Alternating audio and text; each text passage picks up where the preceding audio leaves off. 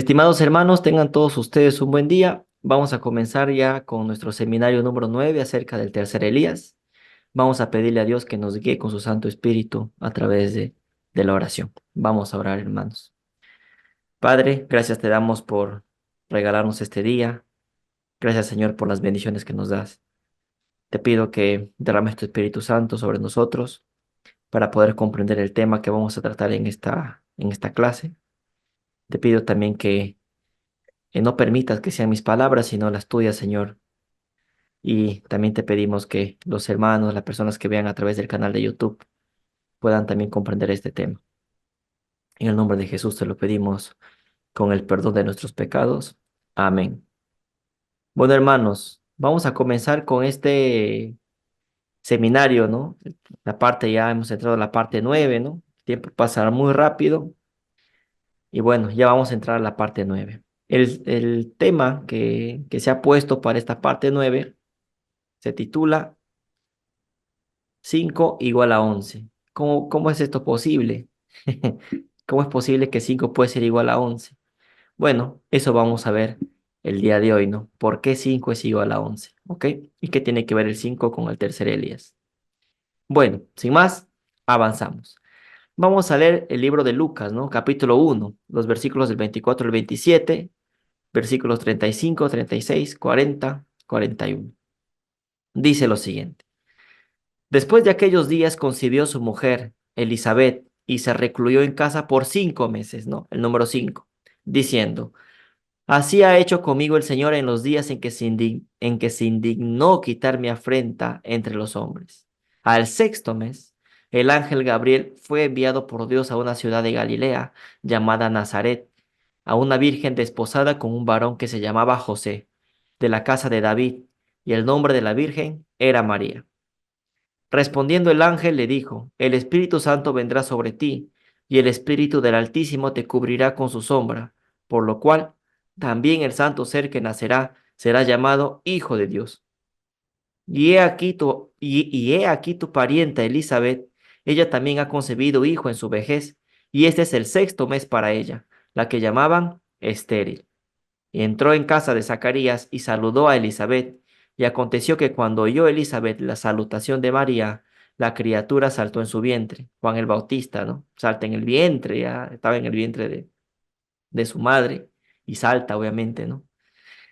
Y Elizabeth fue llena del Espíritu Santo. Entonces, acá vemos, ¿no? En este relato, por el cual hemos iniciado esta conferencia, este seminario, ¿no?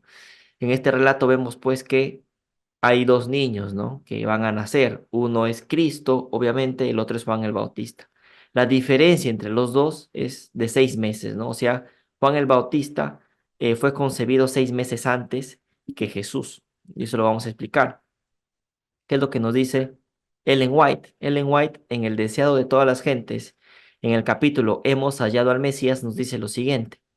Era difícil para el Sanedrín postergar la investigación de la obra de Juan el Bautista. Algunos recordaban la revelación dada a Zacarías en el templo y su profecía de que su hijo sería el heraldo del Mesías, o sea, la profecía que apuntaba a que Juan el Bautista, como todo Elías, tenía que ser el heraldo del Mesías, el que tenía que venir antes del Mesías a preparar el camino para su llegada, ¿no? En los tumultos y cambios de 30 años, pues obviamente, ¿no? A los 30 años Juan el Bautista comienza su ministerio. Estas cosas habían sido en gran parte olvidadas. Ahora la conmoción ocasionada por el ministerio de Juan las traía a la memoria de la gente, ¿no? Juan el Bautista comienza su ministerio a los 30 años. Cristo también comienza su ministerio a los 30 años. La diferencia es que Juan el Bautista comenzó 6 meses antes del que comenzó Jesús. Juan el Bautista comenzó en primavera, Jesús comenzó en otoño, ¿no? Con su bautismo. Sigamos, hermanos. Dice. Jesús se bautizó y empezó su ministerio público a los 30 años, 3 años y medio antes de su muerte, ¿no? El tema de su muerte, ¿no? La fecha en que fue crucificado y todo esto, pues ya lo explicamos en los seminarios que titulamos Hay fecha para el retorno de Cristo, ¿no? Cristo comenzó su ministerio a los 30 años, 3 años antes, 3 años y medio antes de su muerte, ¿no? 3 años y medio después, pues, de su ministerio, Cristo murió. ¿No? En Pascua, en el año 31, en la primavera del año 31, ¿no?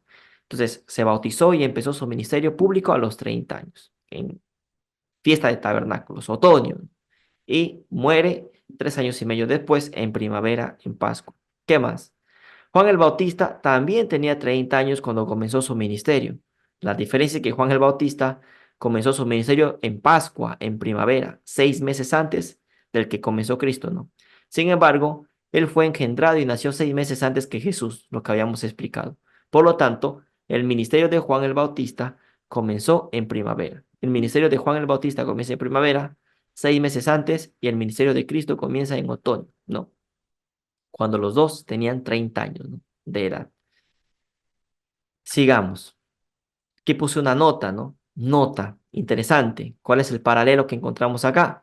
Primavera, Pascua y otoño, tabernáculos, van en paralelo. ¿Por qué? Dice, Juan el Bautista comenzó su ministerio a los 30 años en primavera, en Pascua, mientras que Cristo comenzó su ministerio a los 30 años en otoño, tabernáculos. Dice, el tercer Elías también comenzó su ministerio en primavera, Pascua. ¿En qué sentido comenzó su ministerio en primavera? Dado que se comenzó a predicar la segunda venida de Cristo para primavera del 2031. ¿Se acuerdan? Todos los que hemos visto los videos de nuestra iglesia, de nuestro ministerio, sabemos que en un primer lugar se comenzó predicando pues el 2031 la venida de Cristo, pero para primavera del 2031. Posteriormente, se dijo que vendría en otoño de 2031, ¿verdad? Entonces, interesante, va de primavera a otoño, ¿no? El tercer Elías también comenzó su ministerio en primavera, hermanos, en primavera. Es decir, se tuvo que pasar de primavera a otoño. Se debía recorrer el camino de primavera a otoño, porque se tenía que anunciar al tercer Elías y su mensaje.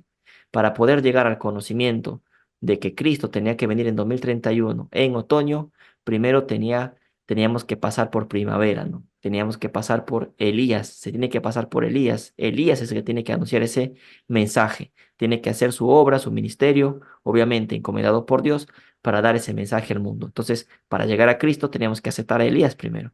Si no aceptamos a Elías, a la persona que Dios escogió para dar este mensaje, entonces tampoco vamos a aceptar a Cristo. Recordemos las clases anteriores, ¿no? Habíamos dicho, el que no aceptó a Moisés, no aceptó a Cristo. El que no aceptó a Juan el Bautista, no aceptó a Cristo. Entonces hay que aceptar, ¿no? A la persona a quien Dios ha enviado para dar el mensaje, a su mensajero, porque por medio de eso llegamos a Cristo. Obviamente es así. Entonces va este recorrido de primavera-otoño. Juan el Bautista comenzó su ministerio en primavera, Cristo comenzó su ministerio en otoño. El tercer Elías comenzó su ministerio en primavera, se predicó en un principio que Cristo vendría en primavera del 2031 y posteriormente se dijo que vendría en otoño del 2031, ¿no? ¿Se entiende, hermanos? Estamos comenzando recién. ¿Se comprendió? Sí, Sí, hermano.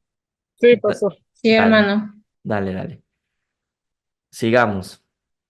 Tenemos aquí. ¿Alguien sabe qué planta es esto? Lo vimos la semana pasada. Almendro. Almendra. Almendro. Sí, es la flor del almendro. ¿Qué pueden ver de esta flor del almendro, hermanos? ¿Cuántos pétalos ven que tiene? Ah, 5. 5. 5. 5, exacto. ¿Se acuerdan de la clase anterior cuando hablamos de la vara del almendro? ¿Qué significa almendro? ¿Se acuerdan? ¿Qué significa almendro?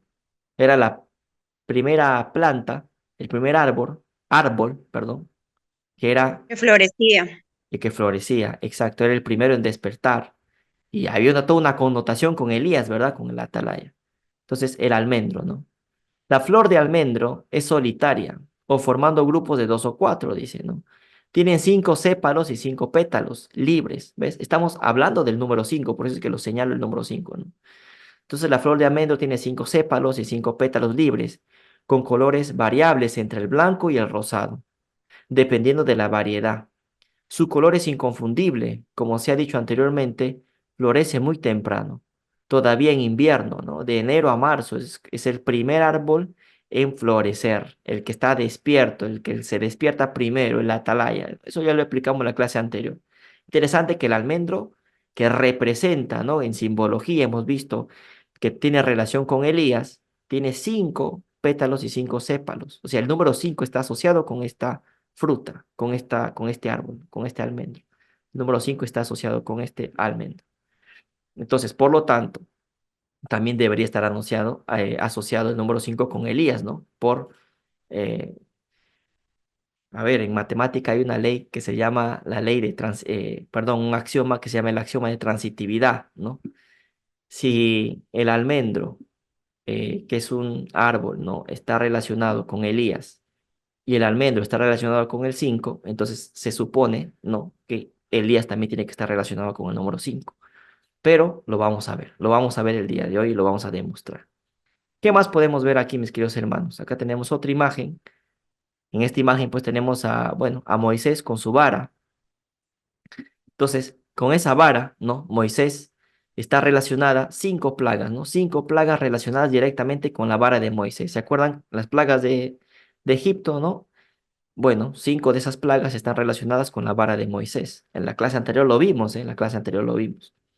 Número 5 con Moisés. Moisés. Sabemos que Moisés también está relacionado con Elías. Ya lo vimos. Entonces, el número 5 está relacionado con Elías, hermanos. Con el almendro, con Moisés. ¿Qué más? Las vírgenes, ¿no? Las vírgenes fatuas, ¿no? Si no me equivoco, las fatuas y las prudentes, ¿no? En total son 10 vírgenes, pero se dividen en 2 grupos de 5 cada uno, ¿no? Entonces, tenemos también el tercer Elías, que hay 5 vírgenes insensatas y 5 vírgenes prudentes. Y viene uno que dice, el atalaya, ¿no? Ahí viene el esposo, salid a recibirle. Las 10 duermen, pero hay 5 prudentes y 5 insensatas. Entonces, el atalaya es ese Elías, ¿no? El que les dice, el que les despierta, ese almendro que se despierta primero y que los despierta a los demás, ¿no? A eso se refiere, eso lo explicamos también en la clase anterior. Entonces, el número 5 está relacionado con Elías, ¿no? Con el almendro, con Moisés, con su vara, con las vírgenes, ¿no? Que hemos visto en la clase anterior. Entonces, el número 5 tiene mucho significado. Vamos a seguir profundizando en esto. ¿Se está entendiendo, no? Bueno, Sí, hermano. dale. Éxodo capítulo 13, versículo 18. Dice, mas hizo Dios que el pueblo rodease por el camino del desierto del Mar Rojo, y subieron los hijos de Israel de Egipto armados. ¿Qué tiene que ver esto con el número 5? Impresionante. Vamos a ver ahora. Nos está narrando. Vamos a leer de nuevo. Dice, mas hizo Dios que el pueblo rodease por el camino del desierto del Mar Rojo, y subieron los hijos de Israel de Egipto armados. Nos está narrando pues esa, eh, esa ruta, ¿no? Ese camino, ¿no? Esa salida del pueblo de Dios, del pueblo de Israel, de la tierra de Egipto, ¿no? Y subieron armados, dice, o sea, los hijos de Israel, el pueblo de Dios subió armado. Saliendo de Egipto subieron armados. La palabra armados, en esta palabra armados que está señalado en rojo, viene obviamente de una raíz hebrea, como lo hacemos frecuentemente, no relacionamos perdón, queremos ver cuál es la raíz hebrea de esta palabra armados. Y la raíz hebrea está en la concordancia Strong, nos señala que es la H2571. ¿Qué palabra es la H2571? La que quiere decir armados. Dice que la palabra armados viene de la raíz, ¿no? De esta raíz hamush, que es la 2571. ¿Y qué significa esta palabra hamush? Participio pasivo de lo mismo que hay otra palabra que está relacionada con esto, que es la 2570, que significa leal, firme, es decir, soldados capaces, armar gente armada, ¿no? Esto significa la palabra armados. Y esta palabra armados, que es hamush, que significa leal, firme, soldados capaces, nos dice que tiene relación con qué? Con la palabra, con otras palabras hebreas, con otro cognado, que es la 2570, la 2568 y la 2549. Vamos a ver entonces cuál es la relación que hay entre estas palabras. La 2568 es Hamesh, ¿no? Tienen la misma raíz, miren, la misma raíz, tienen la misma raíz. Entonces, armados también deriva o también tiene relación con Hamesh. ¿Qué significa Hamesh?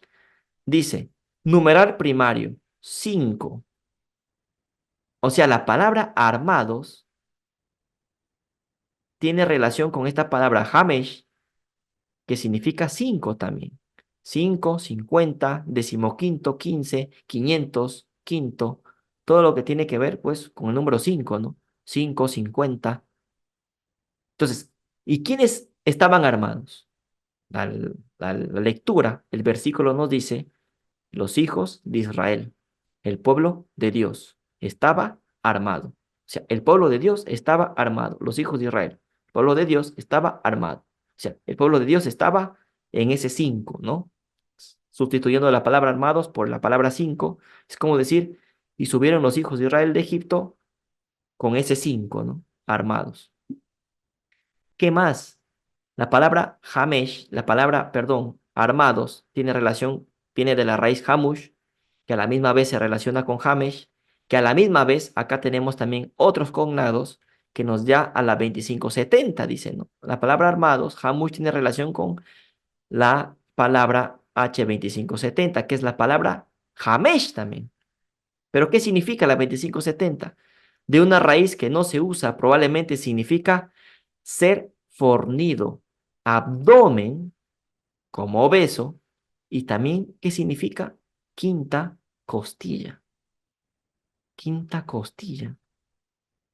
Aquí ya, o sea, esta palabra de que los hijos de Israel subieron armados de Egipto, ya nos está dando una relación bien impresionante. Vemos al número 5 y también vemos a la quinta costilla. O sea, esta palabra armados, que es hamush, tiene relación con hamesh, que significa quinta costilla.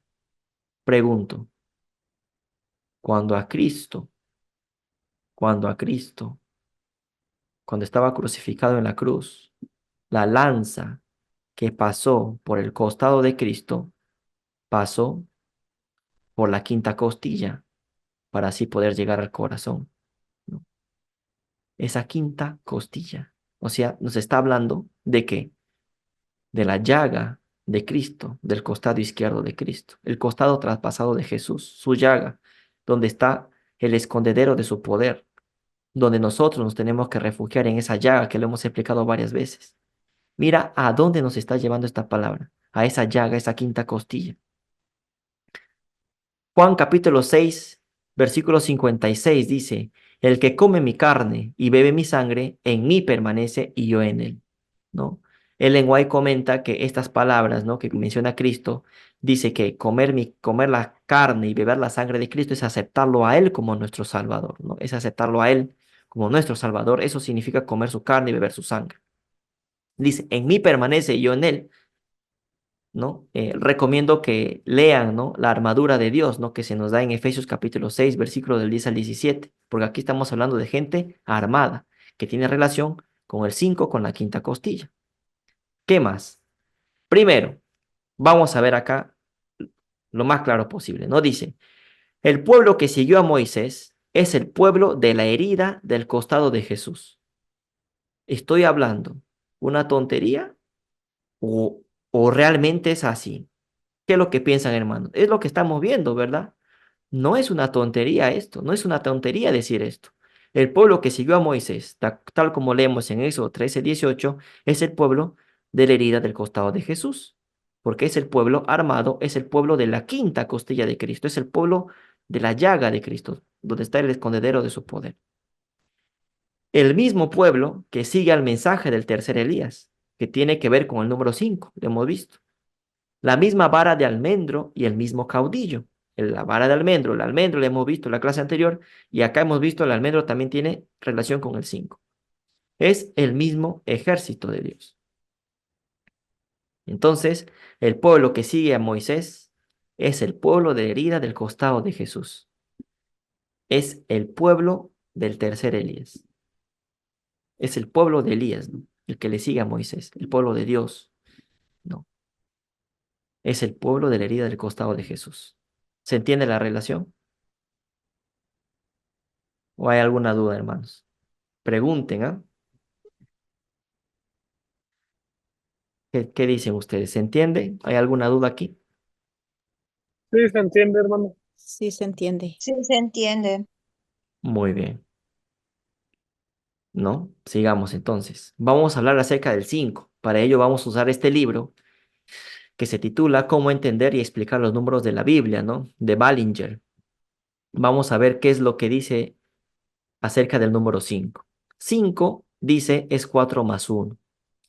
Hasta ahora hemos visto las tres personas de la deidad y su manifestación en la creación. O sea, el número 1 es el Padre, el 2 es el Hijo, el 3 es el Espíritu Santo, el 4 viene a ser la creación, ¿no? Y el 5 vamos a ver ahora.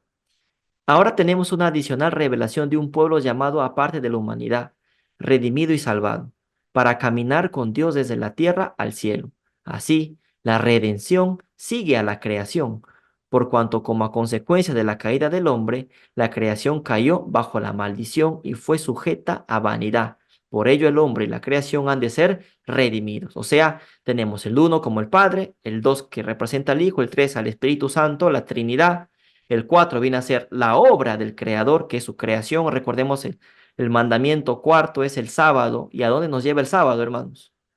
¿A dónde nos lleva? A la creación, a reconocer a Dios como creador, ¿no? Acuérdate del día sábado para santificarlo, ¿no? 6 días trabajarás, harás toda tu obra, mas el séptimo reposarás, diciendo descansarás. ¿Por qué? Porque en 6 días hizo Jehová los cielos y la tierra, mas el séptimo descansó. Entonces, el cuarto mandamiento, el 4, el número 4 nos lleva a la creación, ¿no? Pero esa creación, digámoslo así, el hombre, que es parte de la creación, se rebela contra Dios. Y es por eso que el hombre, ¿qué es lo que necesita después de su rebelión, después de pecar? La redención, ¿no? Es por eso que después de la creación, ¿qué es lo que viene? La redención, rescatarnos del pecado en el cual caímos. Entonces, el 5, ¿qué significa? Redención. Estos son los 5 grandes misterios. Y el 5 es por ello el número de la gracia. Claro. ¿Por qué? Porque el hombre que cayó en pecado tiene que ser redimido. ¿Y cómo es redimido? Por la gracia de Dios. Es gracia, es gratuita la redención. O sea, para nosotros no nos cuesta, o sea, digámoslo, a Cristo pagó un alto precio por eso, dio su vida, ¿no? Su sangre, pero Él es el que hizo el mérito, ¿no? Entonces, por gracia de Cristo, por gracia de Dios, nosotros podemos ser salvos, ¿no? Entonces, el 5 está relacionado con la redención, con la gracia. Si el 4 es el número del mundo, representa por ello, o sea, la creación, ¿no? Representa por ello la debilidad e impotencia del hombre y su vanidad, como ya hemos visto. Pero 4 más 1, que es 5, es significativo del poder divino añadido y perfeccionado en aquella debilidad. ¿Se acuerdan que en la clase anterior dijimos, somos dioses con D minúscula? ¿Por qué? Somos dioses en Cristo, porque nos hace partícipes de su divinidad y debemos ser uno con Él. O sea, la creación, que es la 4, número 4, más 1, que es la redención, que es 5, es la redención nos hace uno con Cristo. Esa gracia, por amor a, obviamente, Dios, ¿no? Dice, tanto amó Jehová al hombre que mandó a su único hijo, ¿no?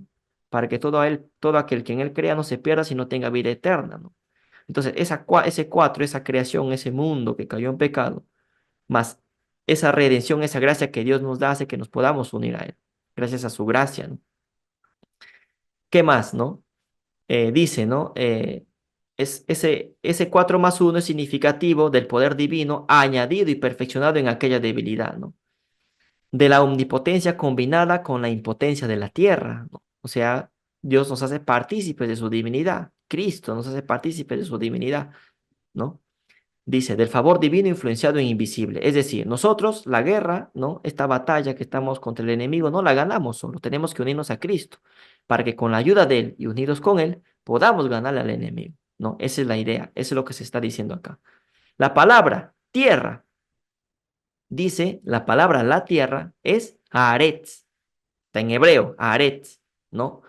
La gematría de esta palabra es 296, ¿no? O sea, el valor que tiene esta palabra numérico es 296. Y 296, un múltiplo de 4, es un múltiplo de 4. Mientras que la palabra los cielos es Ha-Shemayin, ¿no? Cuya gematría es 395. Esto viene a ser un múltiplo de 5. La gematría, dice de esta palabra, ¿no? De la palabra gracia es 725, que es un múltiplo del cuadrado de 5. O sea, el 4, ¿qué es el 4? El 4 es la tierra, la creación de Dios, que es múltiplo, y la gematría de esta palabra, Haaretz, que es la tierra, la creación de Dios, es 296, y 296 es un múltiplo de 4.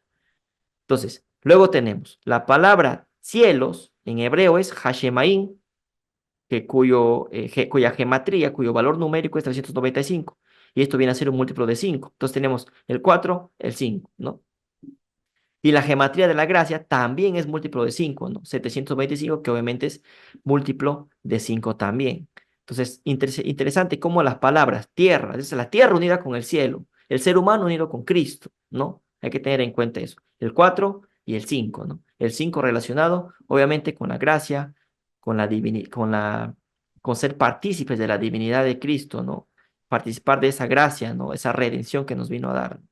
Lo que nos está explicando acá, interesante, ¿no? Que estos números tienen significado, obviamente. En la Biblia hay significados numéricos, ¿no? Y esto hay que poder nosotros también captarlo, ¿no? ¿Qué más dice? ¿Qué más podemos ver acerca del 5? El quinto libro de la Biblia, Deuteronomio. Deuteronomio dice, destaca la gracia de Dios y en él se hace un especial esfuerzo, por así decirlo, para enfatizar el gran hecho de que no era por causa del pueblo, sino por causa del propio nombre de Dios, que él los había llamado y escogido y bendecido. ¿Ah? Por gracia, Dios escoge a ese pueblo, ¿no? Dios llama al pueblo de Israel por gracia, porque el pueblo de Israel no tenía ningún mérito, hermanos. Es por gracia de Dios que Él te escoge, por misericordia, imagínate. ¿Qué más? El quinto libro de los Salmos establece el mismo gran hecho. Su primer salmo, el Salmo 107, magnifica este hecho y expone cómo envió su palabra y los sanó y cómo una y otra vez los libró de todas sus angustias. Entonces, nos vuelve a llevar ¿a dónde? A la gracia, a la redención. La redención, la gracia viene a ser esa salvación que Dios nos da, ¿no? Gratuito. Entonces, el quinto libro de los Salmos va dirigido a eso, ¿no? A la redención también, lo que habíamos leído anteriormente, que el número 5 está relacionado con la redención, con la gracia. ¿Qué más? El quinto salmo del primer libro tiene también una especial referencia al favor, ¿no? O gracia de Dios con la que Él rodea a su pueblo. Salmo 5:12 dice, porque tú, oh Jehová, bendecirás al justo, como con un escudo lo rodearás, ¿no? Lo coronarás de tu favor. ¿Y qué es ese rodear de tu favor? Es darnos su gracia, obviamente. Entonces, el número 5 está relacionado con la gracia, con la redención, ¿no? Hay que captar esto. ¿Qué más?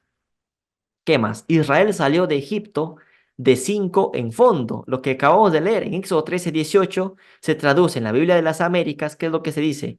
En orden de batalla subieron los hijos de Israel de la tierra de Egipto, siendo el sentido exacto de 5 en fondo, ¿no? 5 puede ser en orden, esto es por 50 también, como en Segunda de Reyes 1:9, ¿no?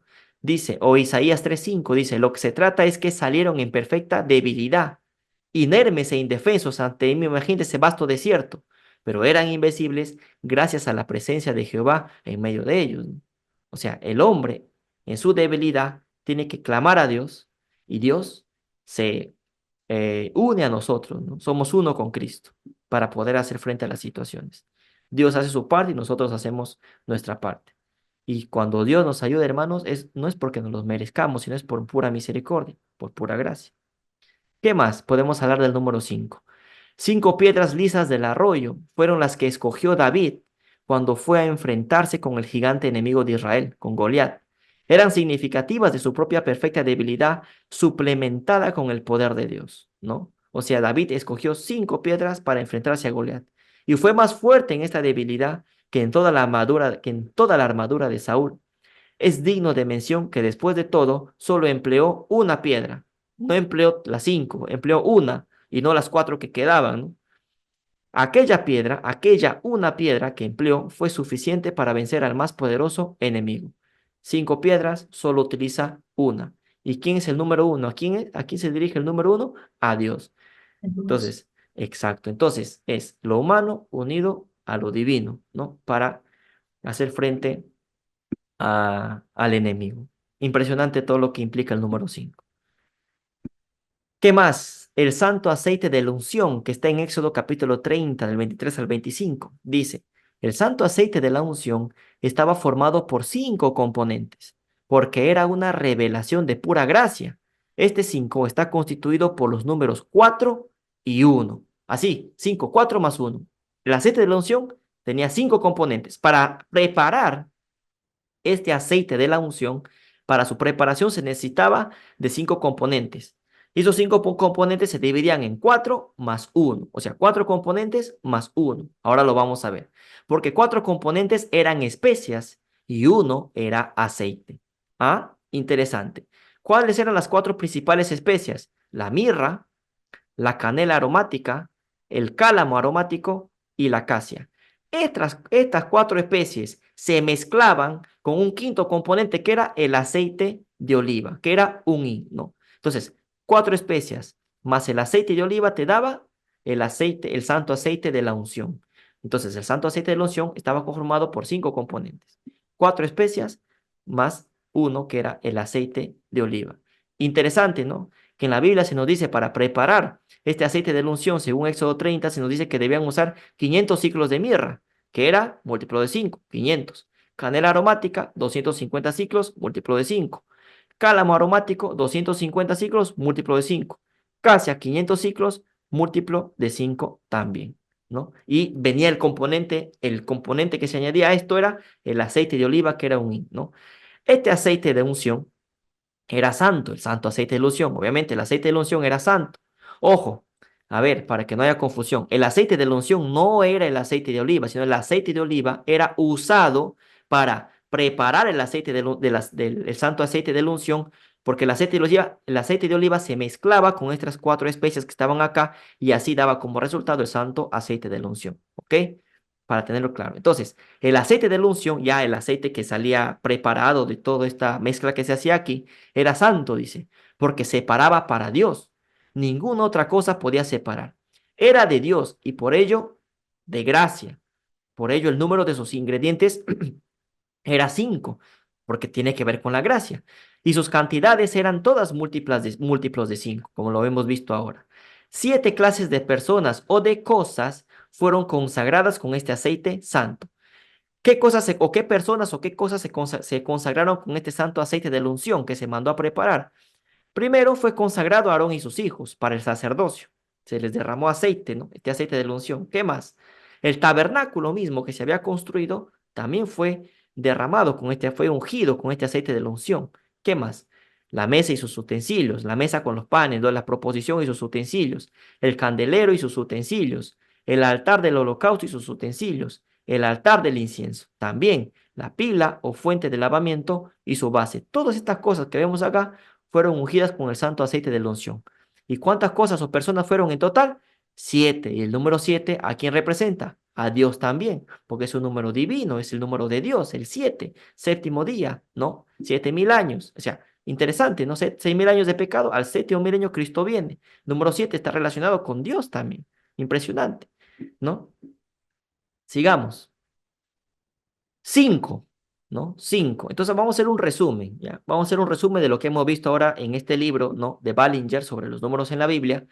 Vamos a ver un resumen entonces que tiene que ver con el número 5. 5, entonces, ¿qué significa? Redención, gracia, Moisés, salida de Egipto, marchar, acción, lo que debemos hacer, nuestra parte, ¿no? David versus Goliat, aceite de la unción, Espíritu Santo, santuario, Cristo, todo esto simboliza el número 5.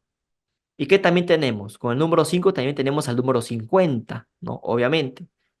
¿Y qué es el número 50? Pentecostés, jubileo, ¿no? 50 representa Pentecostés, jubileo. Tenemos una cita de Ellen White que nos habla acerca de este número 50. Nos dice, grandes verdades que que han permanecido, perdón, desatendidas y ocultas desde el día de Pentecostés, deben brillar en la palabra de Dios en su pureza nativa. A aquellos que verdaderamente aman a Dios, el Espíritu Santo les revelará verdades que se han borrado de la mente y también les revelará verdades que son completamente nuevas. Dice, desde el Pentecostés, que es 50, ¿no? Desde el Pentecostés han habido verdades que han sido ocultas y desde el Pentecostés tienen que brillar, ¿no? Deben brillar, dice, en la palabra de Dios en su pureza nativa. Y Dios nos va a revelar eso, ¿no? Los que comen la carne y beben la sangre del Hijo de Dios traerán a los libros de Daniel y Apocalipsis la verdad que es inspirada por el Espíritu Santo. Entrarán en acción fuerzas que no pueden ser reprimidas. Este mensaje no lo va a callar nadie, hermanos. Los labios de los niños se abrirán para proclamar los misterios que han estado ocultos a la mente de los hombres. El Señor ha elegido lo necio de este mundo para avergonzar a los sabios y lo débil del mundo para avergonzar a los fuertes. Impresionante, ¿no? Impresionante. Por ejemplo, Juan el Bautista, él no se educó con los rabinos, no se educó en la escuela de los profetas, ¿no? Él fue educado en el desierto. Dios mismo lo educó a él. Interesante, ¿no? O sea, ha elegido a lo necio de este mundo para avergonzar a los sabios, digámoslo así, comillas, y lo débil del mundo para avergonzar a los fuertes, ¿no? Por eso es que muchos, a ver, pastores, digámoslo así, de la denominación, ¿no? Mencionan, no, que no viene del 2031 porque no lo dice un pastor de la denominación. Entonces rechazan el mensaje por, por orgullo y vanidad. Es eso, ¿no? No quieren investigar o no quieren aceptar esta verdad. Bueno, Dios escoge lo débil del mundo para avergonzar a los fuertes, ¿no? Para avergonzar a los sabios, ¿no? Así es, así como David venció a Goliat, ¿no? Entonces, impresionante lo que tiene que ver el 5 con el 50, el Pentecostés, ¿no? Dice que después del Pentecostés, ¿no? Estas verdades que han sido desatendidas y que han estado ocultas desde el Pentecostés, tienen que brillar, dice, ¿no? En lengua. Y la luz es progresiva, ¿no? Y la luz es progresiva. Vamos a seguir viendo más acerca de esto. Mateo capítulo 13, versículos 51 y 52 dice, Jesús les dijo, ¿habéis entendido todas estas cosas? Ellos respondieron, sí, Señor. Él les dijo, por eso, todo escriba docto en el reino de los cielos es semejante a un padre de familia que saca de su tesoro cosas nuevas y cosas viejas. El Elías, hermanos, ¿qué es lo que tiene que hacer? Sacar las verdades que han estado ocultas, desempolvar, digámoslo así, las verdades que han estado ocultas y sacarlas, ¿no? Obviamente es Dios quien actúa, Cristo quien actúa a través de esta persona, ¿no? Por su Espíritu Santo, guía a esta persona para que esta persona pueda hacer esta obra. Saca tesoro, de su tesoro cosas nuevas y cosas viejas, ¿no? Tenemos 5 sentidos, ¿no? Tenemos acá la mano, la nariz, la boca, el ojo, y el oído, la oreja, ¿no? 5 sentidos, ¿no? Tenemos 5 sentidos. El 5 es nosotros actuando para Dios. Ya hemos visto, ¿no? Es 4 más 1. La creación, esta tierra, este mundo, más 1, que es Dios, su gracia, su redención. Es nosotros actuando para Dios. El 5 es nosotros actuando para Dios. Es uniéndonos a Cristo en su divinidad. Ese es el 5. Es lo terrenal, trabajando para lo celestial. ¿Se acuerdan, no? La palabra que habíamos leído anteriormente, ¿no? La tierra, ¿no? Que era múltiplo de 4 y el cielo, ¿no? Que era múltiplo de 5. Lo vimos hace unos minutos atrás. Es lo terrenal trabajando para lo celestial. Tenemos 5 dedos en los pies para ir a dar el mensaje. Tenemos 5 dedos en las manos para trabajar por Cristo. Y también la mano es la que guía por donde tenemos que ir. O sea, la mano, ¿no? Ven mi mano, dice por aquí o por acá, ¿no? Es la mano también guía, dirige, o por aquí o por acá, ¿no? Tenemos 5 sentidos porque estamos actuando para Dios y tenemos que usar esos 5 sentidos para la gloria y para la honra de Cristo, yendo a dar su mensaje, ¿no? 5 sentidos, ¿no? Los pies para ir a dar el mensaje, las manos para trabajar por Cristo, la boca para dar el evangelio, para decir las palabras, ¿no? Que Dios nos pone para poder dar su mensaje, ¿no? El oído para escuchar, los ojos para ver, la nariz, ¿no? Para olfatear. Es ese Espíritu Santo que tiene que estar en nosotros, ¿no? Para poder tomar buenas decisiones, ¿no? El olfato, ¿no? De hacer las cosas, de hacer algo bueno, ¿no? Hermanos, tenemos estos 5 sentidos y hay que ponernos a trabajar en esto, ¿no? Pedirle a Dios en oración para que nos guíe, obviamente, ¿no? Y usarlo todo esto para la gloria y honra de Cristo, obviamente, ¿no? Mateo 20, del 1 al 16. Porque el reino de los cielos es semejante a un hombre, padre de familia, que salió por la mañana a contratar obreros para su viña. Habiendo convenido con los obreros en un denario al día, los envió a su viña. Dice, no, o sea, esta parábola se nos cuenta, ¿no? En esta parábola se nos dice que hay un padre de familia que salió por la mañana a contratar obreros para su viña. Es decir, no nos dice a qué hora de la mañana salió a contratar obreros. ¿Por qué lo menciono esto? Porque ya lo vamos a ver más adelante. Pero acá no se nos dice a qué hora salió por la mañana. No, no nos dice. Saliendo cerca de la hora tercera del día, acá sí nos menciona a la hora específica a la que salió, ¿no? O sea, la tercera hora del día ya era su segunda salida. La primera salida, ¿cuándo fue? Por la mañana, ¿no? Salió por la mañana, pero no nos dice qué hora fue. Pero en la segunda vez que sale, ya se nos dice que fue la tercera hora del día, ¿no? Vio a otros que estaban en la plaza desocupados y les dijo, id también vosotros a mi viña y os daré lo que sea justo. Y ellos fueron. Salió otra vez cerca de la hora sexta y novena, o sea, sale nuevamente, ¿no? Esta es la tercera salida, la tercera y la cuarta salida, ¿no? Que fueron cerca de la hora sexta y novena, e hizo lo mismo, contrató obreros. Y saliendo cerca de la hora undécima, es la quinta salida ya, ¿no? Para contratar obreros, halló a otros que estaban desocupados y les dijo, ¿por qué estáis aquí todo el día desocupados? Le dijeron, porque nadie nos ha contratado. Él les dijo, id también vosotros a la viña y recibiréis lo que sea justo. Cuando llegó la noche, el señor de la viña dijo a su mayordomo, el mayordomo, esta palabra mayordomo está en griego, obviamente, ¿no? Bueno, lo leemos en castellano, pero esta palabra se escribió originalmente en griego. Y vamos a ver en la concordancia de Strong qué palabra del griego es para describir mayordomo. Ahora lo vamos a ver. Dice, ¿qué le dijo el Señor a su mayordomo? Llama a los obreros y págales el jornal, comenzando desde los postreros hasta los primeros, desde los últimos hasta los primeros. Al venir los que habían ido cerca de la hora undécima, recibieron cada uno un denario. Al venir también los primeros, pensaron que habían de recibir más, pero también ellos recibieron cada uno un denario. Y al recibirlo, murmuraban contra el padre de familia, diciendo, estos postreros han trabajado una sola hora y los has hecho iguales a nosotros que hemos soportado la carga y el calor del día.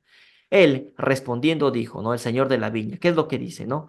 Dijo a uno de ellos, amigo, no te hago agravio, no conviniste conmigo en un denario. O sea, como diciéndole, oye, no quedamos en un acuerdo que te iba a pagar un denario por tu trabajo, entonces, ¿para qué te quejas si te estoy pagando lo que habíamos acordado? Si yo le quiero pagar al otro más, eso es conmigo, ¿no? Toma lo que es tuyo, le dice, y vete. Pero quiero dar a este postrero, a este último, como a ti. ¿No me es lícito hacer lo que quiero con lo mío? ¿O tienes tú envidia porque yo soy bueno? Le dice. Así, los primeros serán postreros y los postreros primeros, porque muchos son llamados, pero pocos son los escogidos, ¿no? Interesante esta parábola, ¿no? El padre de familia sale a contratar obreros para su viña. Salió 5 veces, pero en 4 de ellas se menciona la hora exacta a la cual este padre de familia sale a contratar a los obreros, ¿no? Entonces, la palabra mayordomo que les había comentado viene del griego epítropos, ¿no? Que está ubicado en la concordancia Strong en la G2012. Epítropos dice, ¿no? Esta palabra mayordomo, que viene a la misma vez, tiene un cognado, ¿no? Tiene varios cognados con la palabra G1909, G5158 y con la G2011. O sea, con estas tres palabras griegas está relacionado epítropos, ¿no? ¿Qué significa? Comisionado, es decir, administrador doméstico, guardián, intendente, mayordomo, tutor. Impresionante. La palabra mayordomo, no, este padre de familia le dice, ¿no? Este es el dueño de la viña, le dice a su mayordomo, ve y paga y paga a cada uno según su obra, ¿no? Lo que ha hecho, en lo que se ha quedado, ¿no? Guardián también es un atalaya, ¿no? Mayordomo, intendente, mayordomo, tutor. Tutor es aquella persona que te enseña, que te muestra el mensaje, que te enseña. Un Elías, el que te muestra, el que te guía, el que te enseña, ¿no? Ese significa tutor, ¿no? Por aquí no vayas, sino por acá, ¿no? Tutor. Interesante lo que nos lleva la palabra mayordomo, epítropos. La G2011, ¿no? Dice que viene de la G2010, que significa permiso, es decir, por implicación, poder pleno, comisión. Dios ha comisionado a su mayordomo a hacer una obra, ¿verdad? Le ha comisionado a hacer una obra, ¿no? Ese mayordomo, ese tutor, ese guardián, tiene una comisión, la comisión que Dios le ha dado.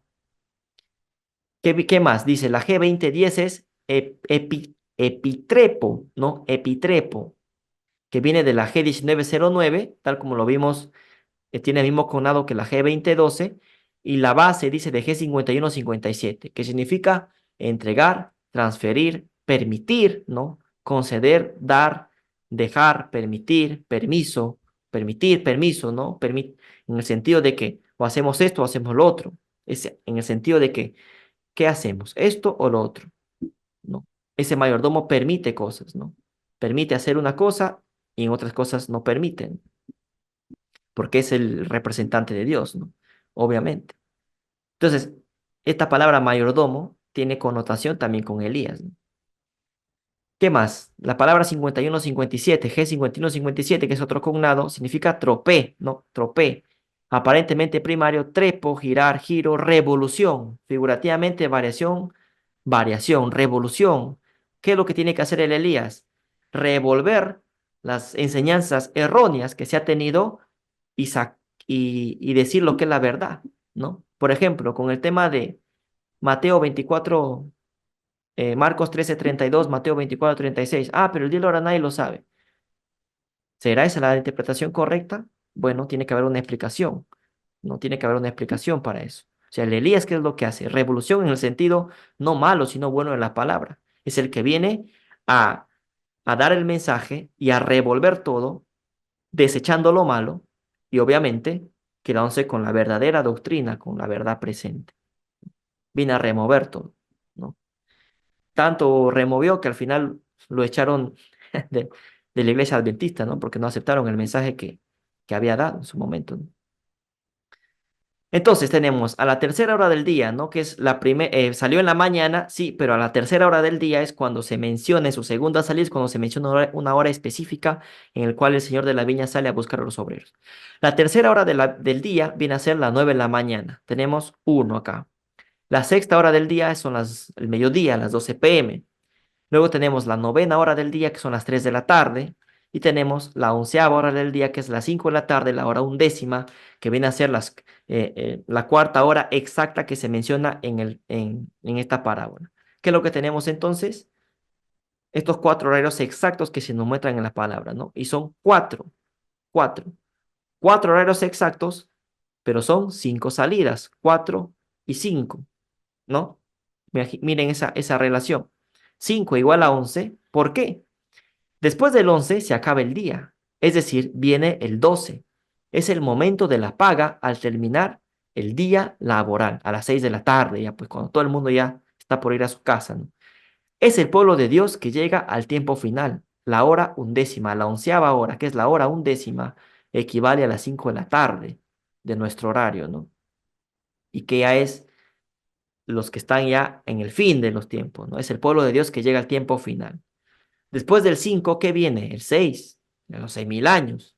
Es el pueblo de la onceava hora. Es el pueblo que tiene que hacer el último trabajo. Es el pueblo de los pies de Daniel capítulo 2. Es el pueblo de la llaga, como lo vimos. Es el pueblo de la mano extendida, ¿no? De la mano extendida. La que nos dice por aquí sí, por aquí no, ¿no? Entonces, el 5 igual a 11, ¿en qué sentido? En que el 5 de la tarde, las 5 de la tarde viene a ser la hora undécima. Solo que los judíos no decían 5 de la tarde, decían hora undécima, decían a las 5 los llaman como la hora undécima. 5 igual a 11, ¿no? 5 igual a 11. Después del 5 viene el 6, que dice cuando termina todo. Ahora vamos a pagar, después de los 6.000 años, cuando Cristo venga por segunda vez, dará cada uno según su obra, ¿no? Pagará cada uno según su obra. Se salvarán los que han hecho la voluntad de Dios y se separarán los que no hicieron la voluntad de Dios. O sea, quienes realmente han hecho la verdadera labor, ¿no? Obviamente. Impresionante, hermanos, todo lo que tiene que ver el 5 con el 11, con el 4, ¿no? Impresionante. ¿Qué más? Vamos a ver ahora lo que significa el número uno, porque el 11 está compuesto, es un número de dos cifras que está compuesto por dos unos, ¿no? Vamos a ver entonces qué significa el uno. No puede abrigarse ninguna duda en cuanto a la significancia de este número primario. En todos los lenguajes es símbolo de unidad. Como número cardinal denota unidad. Como número ordinal denota primacía, porque es el primero, uno, ¿no? Siendo la unidad indivisible y no constituida por otros números, es por ello independiente de todos los demás y su fuente. O sea, el uno está compuesto por uno, o sea, es el uno, ¿no? Solo el uno. Lo mismo sucede con la deidad. La gran primera causa es independiente de todo. O sea, Dios no depende de nada. Es uno. Todos tienen necesidad de Él y Él no precisa de ayuda de nadie. Dios, obviamente. Uno excluye toda diferencia, por cuanto no hay ningún segundo con el que pueda ni armonizar ni entrar en conflicto. O sea, uno, Dios es uno y excluye toda diferencia. O sea, no hay nadie que le pueda hacer competencia a Dios, porque Él es uno y después de Él no hay otro.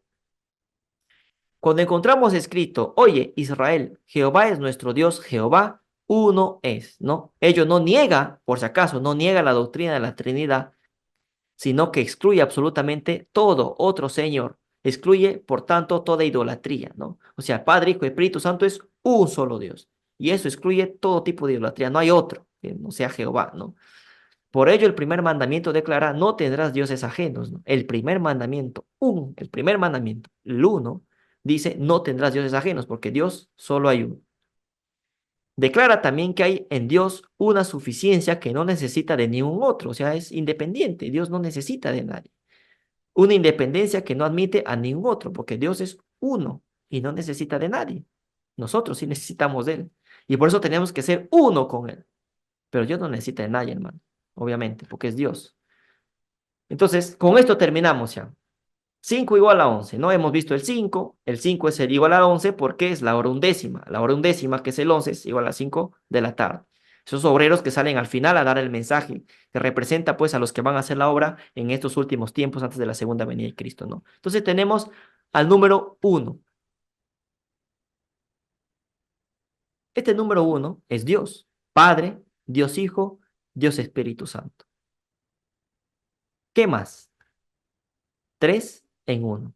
¿Estamos? Que viene a ser el esposo. 3 en 1. Dios Padre, Dios Hijo, Dios Espíritu Santo.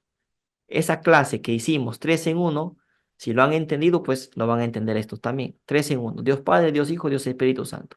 3 en 1, que es el esposo. 3 en 1. Cristo, Dios. 3 en 1. Dios Padre, Dios Hijo, Dios Espíritu Santo. ¿Qué más tenemos? Tenemos al otro uno. Entonces, por la parte que está en rojo, tenemos a la deidad, ¿no? A la parte que está en rojo tenemos a la deidad. La parte que está en azul, tenemos a quién? A Elías, perdón, a Moisés y a Cristo. Tenemos a la humanidad. Entonces tenemos a la deidad unida a la humanidad. Elías, Moisés y Cristo. También es 3 en 1, que es la esposa. Tenemos al esposo, que es Cristo, unido a su esposa, que es su iglesia. Imagínense el número 11. ¿Ah? ¿Qué más? ¿Qué podemos decir de esto? Primero, Elías y Moisés participan de la divinidad de Cristo y es así que son dioses. Moisés y Elías son uno en Cristo. Eso ya lo explicamos en la clase anterior. Sigamos. Juan el Bautista era Elías, era Moisés y también era Cristo. Eso también le explicamos en la clase anterior. ¿Qué más? La esposa, la iglesia, el pueblo de Dios, es parte de Cristo porque es su cuerpo y tiene a Cristo dentro de ella. La iglesia es uno con Cristo. La verdadera iglesia, obviamente, ¿no? El pueblo, 4, el pueblo que predica el mensaje del tercer Elías, el mensaje del cuarto ángel, es la esposa que se prepara pura para recibir al esposo. ¿Qué más podemos sacar de aquí? 5, ¿no? Para cerrarlo con broche de oro. La quinta característica que sacamos de este número 11. Los 144,000 son Elías, también son Moisés y también son Cristo. Recordemos que ellos cantarán el cántico de Moisés. Son esos 144,000 en la fase ya parte de grupo. ¿Qué más tenemos aquí, hermanos? Dios con mayúscula, unido a Dios con minúscula. O sea, que somos nosotros, unidos a la divinidad de Cristo, haciendo su obra, haciendo esa obra, esa labor que se nos ha encomendado, ¿no? Que tenemos que hacer. Interesante, ¿no? Interesante toda la relación que hay entre el número 5 con el número 11 con el número 1, ¿no? Comenzamos por describir estos pétalos, la vara de Aarón, las vírgenes prudentes e insensatas. Entonces el 5 sí o sí está relacionado con Elías. Es como les comentaba, ¿no? Al inicio de la clase. En matemática hay un axioma, que es el axioma de la transitividad. Si el almendro está relacionado con Elías y el almendro se relaciona con el 5, entonces Elías también se relaciona con el 5, pero también se relaciona con el 11, porque la hora undécima representa 5 de la tarde. Son los que salen, los obreros que salen a dar el mensaje, a hacer la obra en el tiempo del fin, en el fin del tiempo del fin, digámoslo así, en la última parte de este periodo que queda. Hermanos, espero que la clase haya sido entendible. Creo que nos hemos alargado un poco. La idea no es hacerlo muy largo también, para que puedan entenderlo ustedes y también los que nos ven a través del canal de YouTube. ¿Se entendió, hermanos? Espero que sí. Sí, hermano. Sí, Claro, hermano, sí, sí, sí. muy bonito. Sí, hermano. Muy bien. Y quizás alguien me preguntará, ¿no? Oye, pero ¿cuándo dirás el nombre del tercer Elías? Hermanos, vamos paso a paso. Recordemos que aparte de estos seminarios que lo ven ustedes, también hay otras personas que nunca han visto un video del ministerio. Jamás en su vida han visto un video de nuestra iglesia ni nada. Entonces, para ellos esto es novedad. Y lo ven y dicen, oye, entonces hay que ir paso a paso, pensando en ellas también.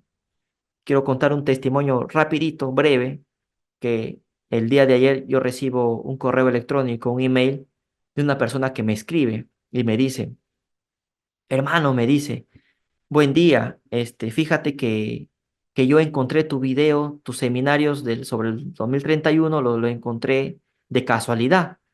Y justo ese tema era el que yo estaba buscando, justo ese tema era el que yo quería ver, pero no encontraba. Y le pedí a Dios y por casualidad llegué a tu conferencia, me dijo, ¿no? Obviamente eso no es casualidad, es Dios. Si le pidió a Dios, pues Dios lo va a dirigir, ¿no? Y comenzó a ver, son 33 conferencias, comenzó a ver desde la conferencia uno 2 3. Mira, me escribió ayer y hoy día ya me dijo que está en la conferencia número 7. O sea, en 2 días avanzó 7 conferencias, 7 seminarios. Y me dice, me manda comentarios y me dice, hermano, este es una luz que Dios ha mandado. Esta persona está, pero recontra receptiva a aceptar el mensaje. Y no es una persona que pertenezca, digamos, a nuestro grupo, a nuestro círculo, ¿no? O sea, por eso es que vamos paso a paso, hermanos, pensando en aquellas personas también que ven estos videos por primera vez y pues y tienen la necesidad de investigar y de seguir aprendiendo, ¿no? Y todos los seminarios que estamos haciendo, pues es para gloria y honra de Dios. Siempre es así, porque siempre Él es el que hace todo. Nosotros somos solo simples instrumentos que Dios utiliza. Por misericordia, no hablando del número 5, por misericordia y por su gracia, Dios nos utiliza para hacer llegar este mensaje a las demás personas, ¿no? Y todo este esfuerzo que se está haciendo, pues, son para ellas también, ¿no? Para estas personas que están buscando la verdad y que se encuentran, entre comillas, por casualidad los videos y comienzan a ver todo esto, ¿no? Bueno. Y Dios pues le siga guiando a esta persona y a otros hermanos también. Y a todos ustedes, obviamente, ¿no? Para conseguir pues la salvación. Hermanos, muchas gracias por su atención. Vamos a recomendar que a todas aquellas personas que vean este seminario no se queden en esta página, no se queden en nuestro canal de YouTube, sino que vayan al canal de YouTube Madre, ¿no? Que es el canal de YouTube de Víctor San Vicente, donde van a ver muchísimos temas, ¿no? Estudios bíblicos, muchísimos temas donde van a poder profundizar en muchas más cosas, ¿no? Que podemos mostrar nosotros en estos seminarios. O si no, a la página web del Gran Engaño, ¿no? Gracias por su atención, hermanos, y vamos a terminar esta clase con una oración. Padre, te damos gracias por este día, gracias por la salud y la vida que nos da, Señor. También te damos gracias por la gracia, valga la redundancia, Padre, y la misericordia que tienes hacia nosotros, por esa misericordia que te permite, Señor, que nos permite a nosotros trabajar para ti. Nosotros somos instrumentos tuyos, Señor. Somos simples instrumentos tuyos, simples personas, seres humanos, que que estamos agradecidos contigo por habernos, por estar usándonos para dar este mensaje a otros, Señor. Porque es pura misericordia, Señor, y pura gracia por el cual tú nos utilizas.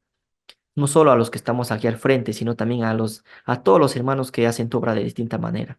Uno repartiendo un volante, otro repartiendo un libro, otro dando el mensaje desde su casa, a su familia, a sus amigos, a sus vecinos. Señor, gracias por hacernos partícipes de tu divinidad. Te pedimos que nos ayudes a ser salvos, Señor, a no desviarnos de la fe de este mensaje. Por favor, perdona nuestros pecados, Padre. En el nombre de Jesús te lo pedimos. Amén.